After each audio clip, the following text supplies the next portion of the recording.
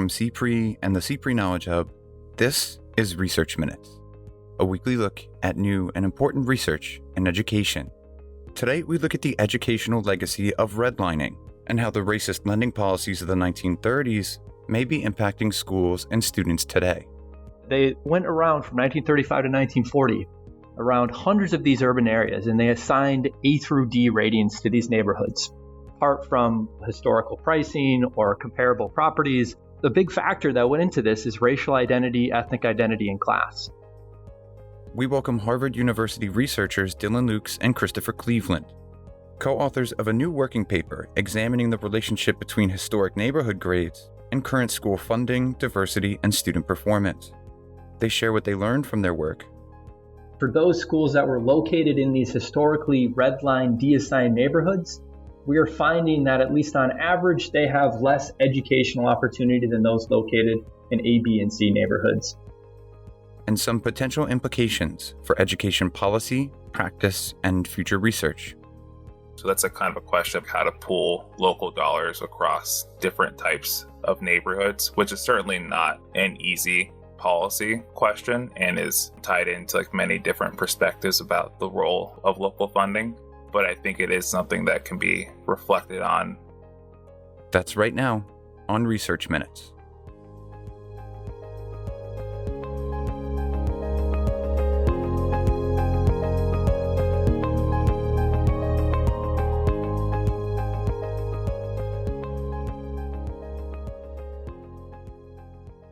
Hello and welcome to Research Minutes. I'm Keith Heumiller, Managing Editor of the CPRE Knowledge Hub. Today, we're happy to be speaking with Dylan Lukes, a PhD candidate in Education Policy and Program Evaluation at the Harvard Graduate School of Education and the Harvard Graduate School of Arts and Sciences. Welcome, Dylan. Thank you. It's great to be here. And we're also speaking with Christopher Cleveland, a PhD candidate in Education Policy and Program Evaluation alongside Dylan at Harvard University. Thanks so much for joining us, Chris. Thanks for having me. Looking forward to this. So today we're discussing your new working paper, which is now available through the Annenberg Institute at Brown University at edworkingpapers.com, titled The Lingering Legacy of Redlining on School Funding, Diversity, and Performance. It's a study that essentially spans 90 years of American housing and education policy, and investigating how exclusionary lending practices in the 1930s have influenced the schools and districts that students attend today. To start, Chris, I'm curious what led you to this work. What questions did you start out with, and why did you think this was an important area of study? Yeah, so beyond this particular project, I do work with school districts around financial planning, and through that work have been very interested in how districts leaders talk about how their state funding formula or their district funding formula or their neighborhood communities affect how they perceive the dollars they receive or the decisions that are made about spending, and hadn't yet found a way to move that intellectual curiosity forward in the academic side of things. And I actually had a chance to work with Dylan through our co-teaching of the education finance course at the Harvard Graduate School of Education. And we had set out to work together at some point on an issue related to education finance issues in the US. And I just so happened to come across a paper that used the HOLC map data, these FHA maps, to look at urban heat issues and showing how the historically redlined neighborhoods actually have higher temperatures than the better rated A neighborhoods. And I was fascinated by that connection between the housing practices and heat, and also surprised that there hadn't yet been an exploration nationally about how these maps might be connected to modern educational outcomes. And so it seemed like a great time for Dylan and I to work together and see what might be the modern context for educational outcomes related to this quite old HOLC maps. You just mentioned HOLC maps, and the study does involve a couple of different acronyms which are important to understand. And as we mentioned, the study involves analyzing data that's nearly a century old, which I find really intriguing. So, Dylan, could you maybe give us an overview of this work and how you attempted to answer those questions you started out with? Yeah, absolutely. So I'm first just going to start with HOLC. And so what that stands for is Home Owners Loan Corporation. And so that was established actually all the way back in 1933 by the Home Owners Loan Corporation Act under FDR. It was a government-sponsored corporation that was tasked to provide mortgage relief to homeowners who are at risk of losing their homes through foreclosure. And so the key thing here to remember, right, is that during this time, you have the Great Depression. So in the 1930s, right, in the lead up to this, actually, you had a housing crisis in the early 1920s to mid 1920s. You have Black Tuesday with the stock market crash in 1929. And so the context here that we're walking into with the development and the creation of HOLC is a housing market that has just been decimated. And so the big question facing US and US policymakers is, how can we improve housing standards and conditions? And how can we basically shore up this housing market, which has really, really suffered over the last few years?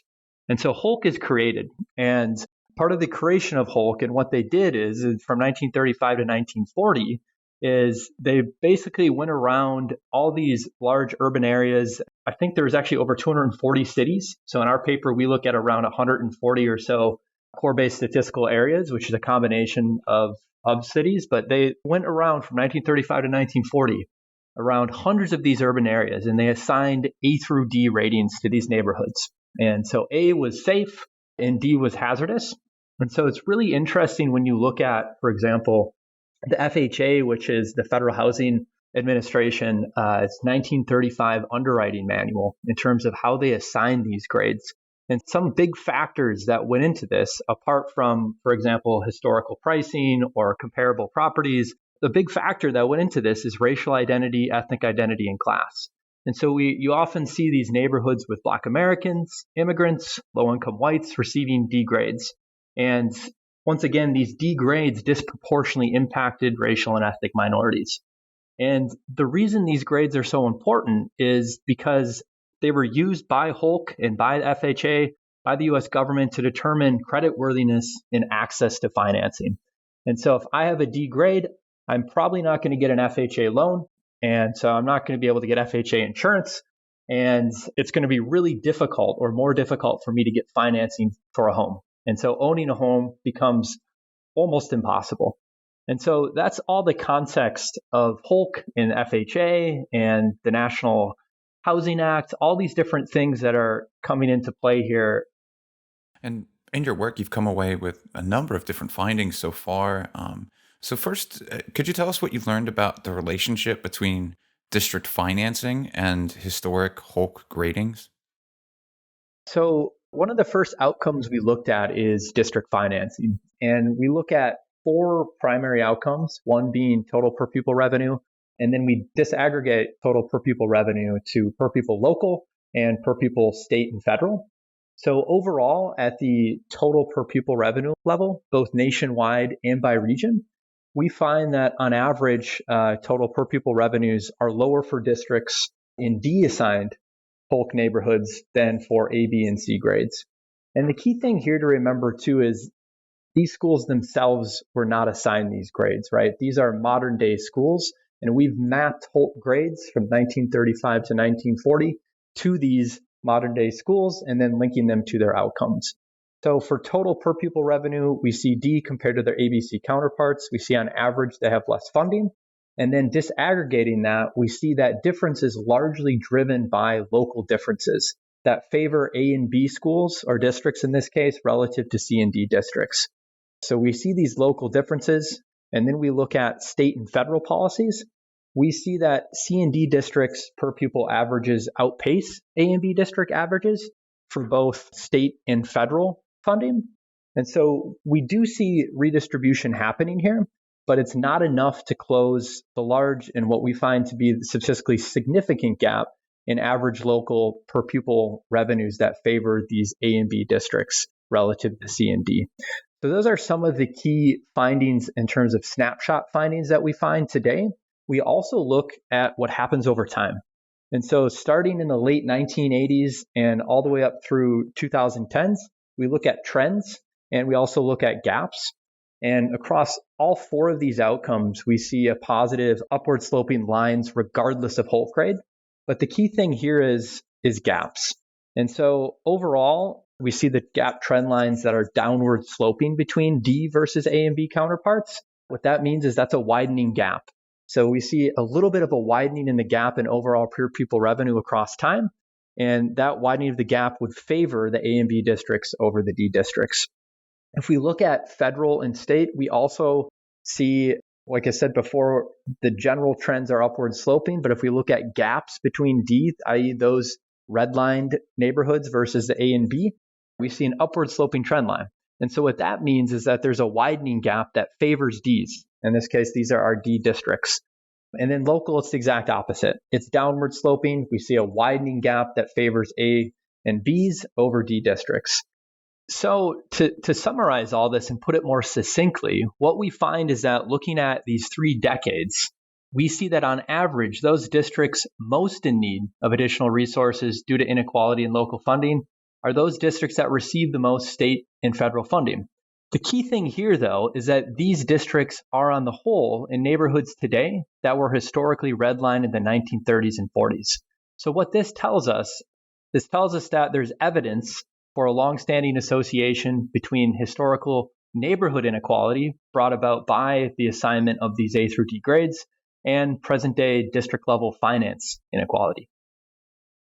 And you also investigated impacts or relationships with school-level diversity. Could you walk us through what you learned there?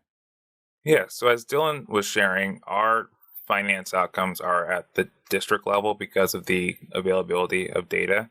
In contrast, our diversity outcomes are measured at the school level, which allows us to have a larger sample for this measure, and also look at a few different types of diversity metrics that are available through the data collected through the National Center for Educational Statistics. We look at the percent Black, the percent white, the percent non-white, and also this measure of the Simpson's Diversity Index, which is a measure that looks at the likelihood that 2 students of different races might interact with each other within a school. And looking at these different measures allows us to put together an interesting and comprehensive narrative about how the relationship between historically redlined neighborhoods sort of shapes the experiences of students within schools in those neighborhoods. So what we find in our study across these measures is that over time, we see a decline across all of the HOLC grades in terms of the percent Black and the percent white in terms of the students who are attending these schools. And conversely, we see an increase over time in terms of the percent non-white students, which echoes larger trends within this country about how diversity is changing, both in terms of the citizens who live in the U.S. and also those who attend U.S. schools. And what is also an interesting component of this study is this measure of the diversity index, which I think differs than what Dylan and I might have hypothesized being the outcome for this measure. Our hypothesis coming into this work was that the D grades have been assigned to have a D grade because they reflected a demographic population that might be Black or Hispanic or immigrant and relatively homogenous in that lens. And similarly, there's evidence that the A grades would be rated an A if they had a higher percentage of white families at the time when the grades were made. And so when we're connecting that neighborhood characteristic to schools, we would largely anticipate that in places where schools reflect their neighborhoods, we would probably see the D-graded neighborhoods have a larger percentage of Black students and the A-rated neighborhoods have a larger percentage of white students. And so to see a change in that relationship when it comes to the diversity measure suggests that there's another mechanism at play per student assignment, or actually how families are sorting into modern A neighborhoods. And as something that we're continuing to reflect on and investigate in our ongoing work, we're trying to tease out if this issue of diversity could be a component of issues of gentrification taking place in neighborhoods as reflected in other work that's used the HOLC grades, or it could also reflect the presence of schools of choice in these systems, whether that be charter schools or magnet schools or other types of schools that would disassociate the connection between the neighborhood and the school when it comes to student assignment patterns. Overall, we see increasing diversity in U.S. schools over this time, concentration of white students in A grade neighborhoods, but then this other sort of nuanced finding about how even though those A grade schools tend to have a larger share of white students, there's an increasing introduction of diversity in those schools that we'd like to investigate further to better understand. You also investigated the link between HOLC grading and school level student performance. I'm curious what you learned there. So we looked at three primary outcomes for student performance or school level student performance, all of which were taken from the Stanford Education Data Archive, which is an absolutely fantastic, freely available, publicly available data set that researchers can use. And we specifically looked at average math and ELA test scores. And we also look at test score trends, which is going to be changes in average math and ELA test scores. And then we also finally, we look at learning rates, which looks at the amount learned per grade. So both the average math and ELA test scores, which I'll call education opportunity, and test score trends, which I'll call changes in education opportunity. That's how we talk about it in the paper, and that's also how CETA talks about it when they're looking over these measures. The key thing here, though, is when we look at these average math and ELA test scores, we find statistically significant differences both nationwide and across regions that favor schools that were located in higher rated AB neighborhoods compared to those schools that were located in lower rated C neighborhoods as well as redlined D neighborhoods. And there's a pretty distinct rank order to this finding, where we see largest differences in average math and ELA test scores, i.e. education opportunity, between A versus D schools, then the second largest between B versus D schools, and then the third largest between C versus D schools. So it's quite interesting that there's that clean of a rank order, and that there's this type of variation we're picking up on for educational opportunity. In contrast, though, when we look at changes in average math and ELA test scores, i.e. changes in education opportunity, in addition to learning rates, we see virtually no differences by HOLC grade. And so to package this and put this succinctly, what it tells us is that while we see learning rates and changes in educational opportunity are on average the same across these A through D HOLC grades, overall educational opportunity is not. And so specifically, that is for those schools that were located in these historically redlined de-assigned neighborhoods, we are finding that at least on average, they have less educational opportunity than those located in A, B, and C neighborhoods. And so the key thing here too is this is just a snapshot, not a time series. We're just looking at a snapshot using this pooled CETA data. But one of the takeaways here as well, even though it is just a snapshot, is that we see this equality exhibited in average learning rates and average educational opportunity, which stand alone might be a positive finding. However, when you pair this with the fact that you have inequality in average educational opportunity across the HOLC grades, we would expect, given this status quo, for the existing gaps that we see there to remain. And so that's something important and something that we want to highlight when we talk about these results. In 2020, we saw widespread movements for racial justice and social equity here in the US, and many of the conversations that grew out of those movements have continued and are now even in some instances influencing policy in 2021. Given that backdrop, I'm curious what you think the implications of a study like this might be. What do you think policymakers, school leaders, educators, and even families should take away from this work? Yeah, that's a great question, and something that Dylan and I have been wrestling with as we've been working to make this research better, and also just thinking about additional research questions that we're taking on. So far, we've been thinking about this in terms of two buckets. The first bucket is how are dollars flowing to schools and neighborhoods. And the second bucket is actually how are students being assigned to schools within neighborhoods.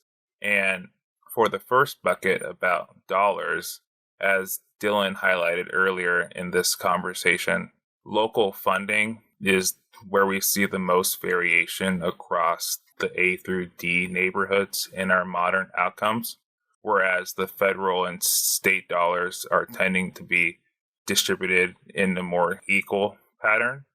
And so there is a question about how local funding dollars might be leveraged to support D neighborhoods where we are likely to see like lower property values and therefore might not be able to actually see the high capitalization of local dollars. So that's a kind of a question of how to pool local dollars across different types of neighborhoods, which is certainly not an easy policy question and is tied into many different perspectives about the role of local funding.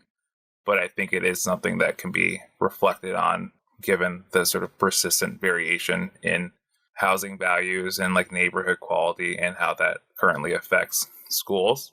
And then in terms of the second bucket, as I was alluding to earlier when talking about the diversity outcomes, it does seem that in some places there is a break in the linkage between the demographic characteristics of a neighborhood and the demographic characteristics of a school within the neighborhood. And so I think, as is clear in how certain districts are approaching this issue, some districts are choosing to change the way assignment patterns are operating so that students are not tied to going to the school that's directly in their neighborhood. And we're also seeing these issues of choice more so solidified in how charter schools are operating.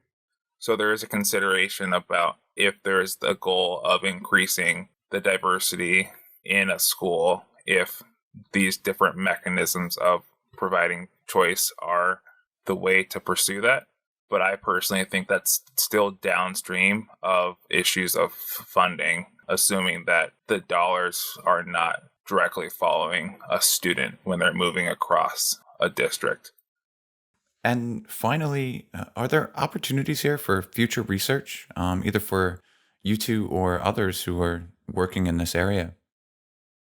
Yeah, absolutely. I know for our team, we're really interested as we continue to dig into this work of seeing what's happening at a city level or what's happening more locally. So kind of alluding to what Chris is saying, I think in this case, there's lots of opportunities for us to deep dive into these specific cities and specific regions and figure out and identify these best in class areas. So figuring out what's working when those gaps are really small and figuring out what's not working when those gaps are really big. That's definitely a real opportunity and definitely something we're interested in getting at the why here. And that could help lead to some more pointed policy discussions and policy suggestions. At this point, we really haven't gotten into that. I think also there's an opportunity which we're already working on right now is looking at, instead of district level funding, is looking specifically at school level funding. And then, of course, there's always opportunity to take the work we're doing right now, which is more just looking at a relationship and an association and make it explicitly causal. We're already working on that and are excited to see what comes of it. Well, again, the paper that we've been discussing here today is just great work, and we want to encourage our listeners to go and read the full working paper. Again, it's titled The Lingering Legacy of Redlining on School Funding, Diversity, and Performance, and it is now available at edworkingpapers.com. Dylan Lukes and Christopher Cleveland, thanks so much for joining us today. Yeah, absolutely. It was a pleasure to be here. Thanks for having us, and we look forward to sharing our future work with you. Yes, echoing Dylan, it was really great just to get to have this conversation.